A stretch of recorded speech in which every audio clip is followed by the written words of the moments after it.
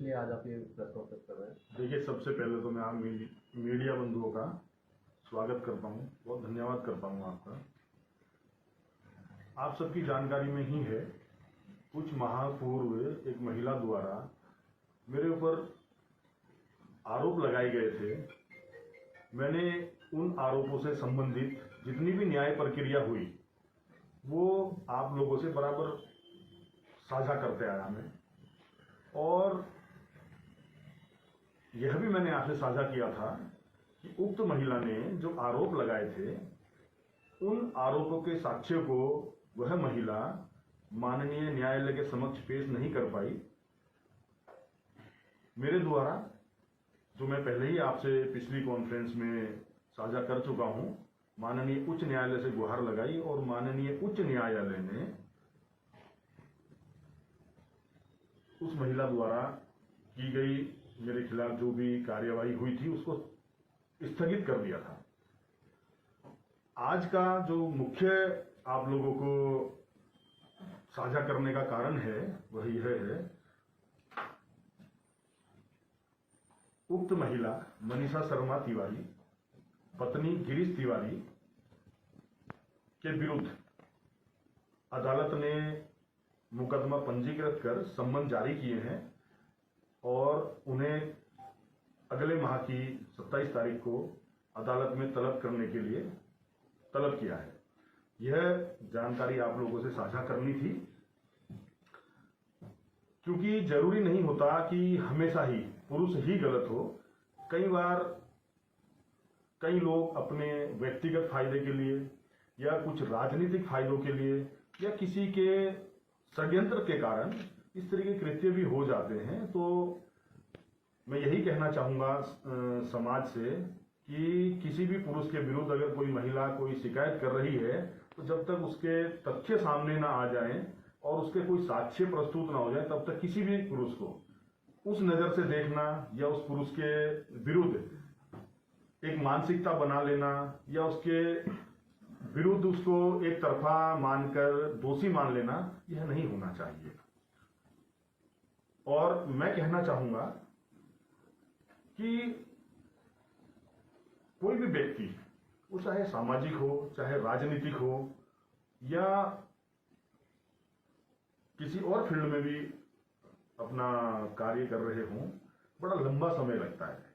एक मुकाम तक पहुंचने के लिए, एक किसी स्थिति तक पहुंचने के लिए, एक इमेज बिल्ड करने के लिए बड़े लंबा संघर्ष करना पड़ता है। और मैंने भी अपने जीवन में पिछले 15-20 सालों से लगातार सामाजिक कार्य, राजनीतिक कार्य लगातार करते आया हूं और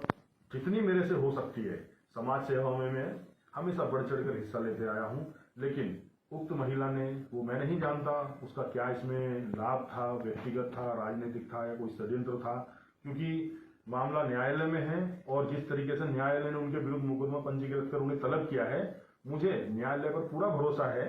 कि दूध का दूध और पानी का पानी, जो कि मैंने पहले ही बोला था, जरूर एक ना एक दिन साफ होगा और मुझे न्यायालय में इतना भरोसा है कि मुझे इंसाफ मिलेगा। लेकिन इससे भी बड़ी दुख की बात यह है कि अभी कुछ दिन पहले एक टीवी कार्यक्रम के डिबेट कार्यक्रम में, लाइव डिबेट कार्यक्रम में, देश की सबसे संस्कारी, सबसे बड़ी अपने आप को पार्टी कहने वाली भारतीय जनता पार्टी के प्रवक्ता ने अपनी नाकामियां छुपाने के लिए, अपने कुकृत्य को छिपाने के लिए मेरे नाम को उछाला। मेरे नाम को उछालने के बाद फिर मैंने आप लोगों के मीडिया बंधुओं के समक्ष उस व्यक्ति से कहा, यदि उस व्यक्ति के पास किसी भी तरीके के,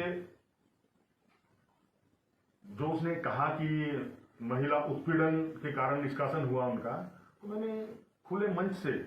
आप लोगों के माध्यम से उस व्यक्ति को चैलेंज किया था, यदि उसके पास कोई साक्ष्य हैं वो उन्हें प्रस्तुत करे, हम राजनीति से आजीवन के लिए संन्यास लेंगे। और यदि उस व्यक्ति के पास, उस प्रवक्ता के पास साक्ष्य नहीं है तो क्या वह राजनीति संन्यास लेने के तैयार है। लेकिन ऐसा नहीं हुआ। ना उस व्यक्ति की कोई वापस से कोई टिप्पणी आई, ना ही उसने मेरे चैलेंज को स्वीकार किया। मैं कहना चाहूंगा उस प्रवक्ता से, आज भी भारतीय जनता पार्टी के कार्यालय की नालियां चौक हो जाती हैं इनके संगठन महामंत्री को हटाया जाता है, इनके विधायक दूसरे की बीवियों से बच्चे पैदा कराने के मामले में लगातार चर्चाओं में रहते हैं, इनके विधायकों के खिलाफ कोर्ट कचहरी तक के आदेश आते हैं, और इनके दूसरे प्रवक्ता कहते हैं जो हमारे शायद सहसपुर से पछवादून से ही हैं, नवीन ठाकुर, वह कहते हैं कि आरोप तो लगते रहते हैं। आजाद अली शायद दोषी थे कि उनकी पार्टी ने उनको निष्कासित किया, हमारे पर आरोप लगे हैं, जब तक सिद्ध नहीं हो जाते हमने उनका निष्कासन नहीं किया। तो मैं कहना चाहूंगा, वो जिस तरीके से मेरे नाम को उछालकर अपने अय्यास नेताओं की कृत्यों को छुपाना चाहते हैं, वो नहीं छुप सकते, क्योंकि एक महिला चिल्ला चिल्लाकर बोल रही है डीएनए करा लीजिए। दूसरे प्रकरण में उनके विधायक का मामला न्यायालय तक चले जाता है, तीसरा उनके महामंत्री को हटाया जाता है। तो मैं उन प्रवक्ता से कहना चाहूंगा, दोनों से, मैं उन्हें आज भी चैलेंज करता हूं, वो जिस मंच पर चाहें, जिस कार्यक्रम में चाहें या जिस तरीके से चाहें, मैं उनसे खुली बहस करने को तैयार हूं। और उनसे कहना चाहता हूं, वह सिर्फ और सिर्फ जो उनको ज्ञान भारतीय जनता पार्टी के कार्यालय में या इनके व्हाट्सएप यूनिवर्सिटी के माध्यम से इनको पढ़ाया जाता है, उससे भी बाहर निकले। तो क्या आजाद भाई खुली बहस? बस मेरी बात पूरी हो रही है, फिर मैं आपके सारे सवालों के जवाब दूंगा। जो ज्ञान उन्हें व्हाट्सएप यूनिवर्सिटी से और भारतीय जनता पार्टी कार्यालयों से दिया जाता है, उस ज्ञान से बाहर कब निकलेंगे वो? क्या उनको नहीं दिखाई दे रहा उत्तराखंड की सड़कों के क्या हाल हो रहे हैं, पुल गिर रहे हैं, नए नवेले मुख्यमंत्री कोरी घोषणाएं कर रहे हैं, धरातल पर कुछ नहीं है, 3 मुख्यमंत्री हटा दिए गए हैं। तो मेरा उनसे यही कहना है कि जिस तरीके से वो अपने कृत्य को छुपाने के लिए अनगढ़ बयानबाजी कर रहे हैं, 2022 नजदीक है, जनता उनको करारा जवाब देगी। सर, पार्टी में वापसी को लेकर क्या है?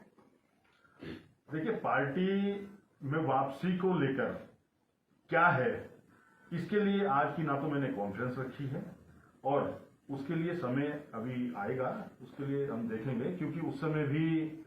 समय के तत्कालीन प्रदेश अध्यक्ष जी ने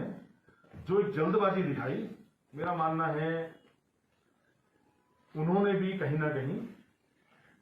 जिस तरीके से मेरे ऊपर एक झूठा आरोप लगा, उसको स्वतः संज्ञान लेके निष्कासन करने वाला